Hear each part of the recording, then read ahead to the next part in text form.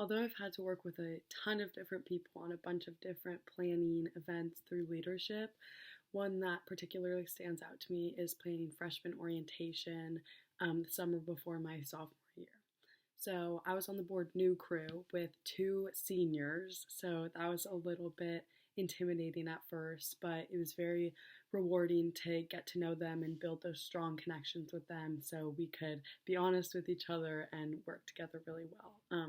So the event that stands out to me the most that I have planned is freshman orientation. And what was unique about that is all the planning had to take place the summer before the school year because freshman orientation was the day before the first day of school. And most leadership events don't, like, there's no planning that happens during the summer, but that one was unique. So we really had to build those relationships quickly so we could get going. And this was our biggest event of the year. So that was a very interesting experience because I was kind of thrown into this situation where I was working with these two seniors who I didn't really know very well to plan this huge event. And it's very important to get the freshmen to kind of get the vibe of our school and have them be happy about coming to high school. So it was a little bit of pressure, but it was very, I already said this, but very rewarding to get to know the seniors, learn how to work with people, figure out kind of that even if people are older than me, it doesn't mean that I can't contribute to the conversation.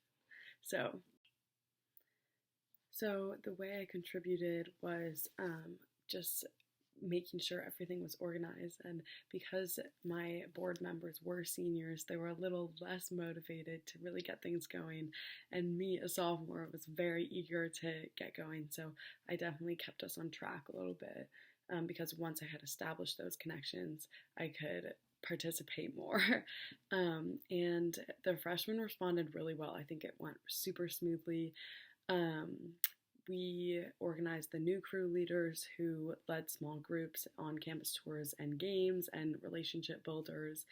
And so everyone responded really well. I think the freshmen were acclimated and it was great. Kindness and bravery are two things that I try to emulate every day. I think that some things I can do to bring them into my community are work with local people, restaurants, businesses to get them on board and get them to participate in things that I do. So something that I would love to do is get people to send in like short blurbs, kind of like the Channel Kindness book about experience they've had, whether it's being kind to someone or someone being kind to them, and post those all over the town. And I live in Lafayette, so it would be downtown. We can get the businesses on board. And because I'm part of ASB in leadership, I think I can work with the ASB businesses who are already bought into us and use those connections that I already have to get them on board with it and to publicize it and to get everyone to just be a little bit more happy and spread a little bit more kindness. And then using those stories, we can then encourage other people.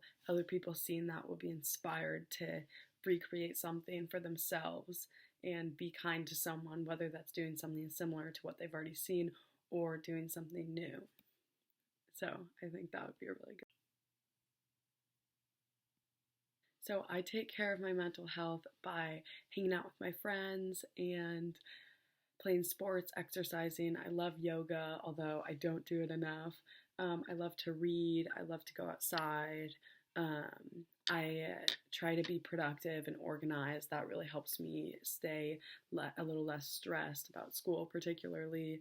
And I encourage other people to take care of theirs by kind of gently like encouraging them to do one of the things that work for me. So in conversations about mental health, I share my what I do to keep my mental health intact and hope that other people hear that and think, oh, I should do that. And then hopefully that helps them a little bit. And then more directly, if one of my friends or someone I know or someone I don't know is struggling with their mental health, I check in on them. I try to help them, depending on how close I am with the person.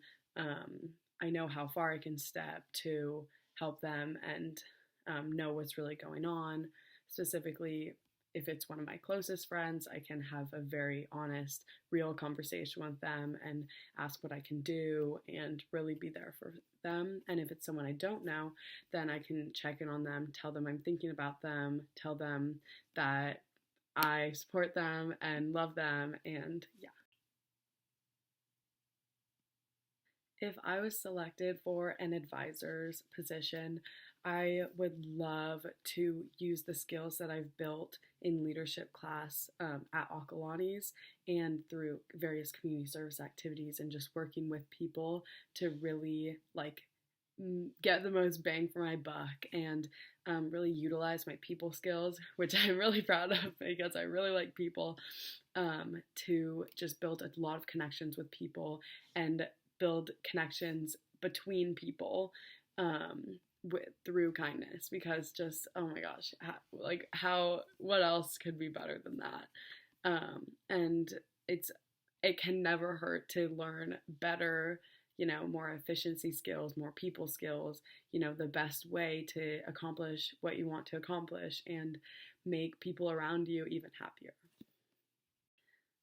I've always said that I want to make the world a better place. And although I think personally I'll get a lot out of being an advisor if I'm selected, I think that it's more rewarding to see the change you've made and see kind of that you've made the world a better place, that you've made your community a more kind, accepting, happy place. And I think this is also personal, but seeing the smile on someone's face when you say something nice to them, a stranger, you know, you have such a beautiful smile. Something as simple as that can make someone's week, year, I don't even know.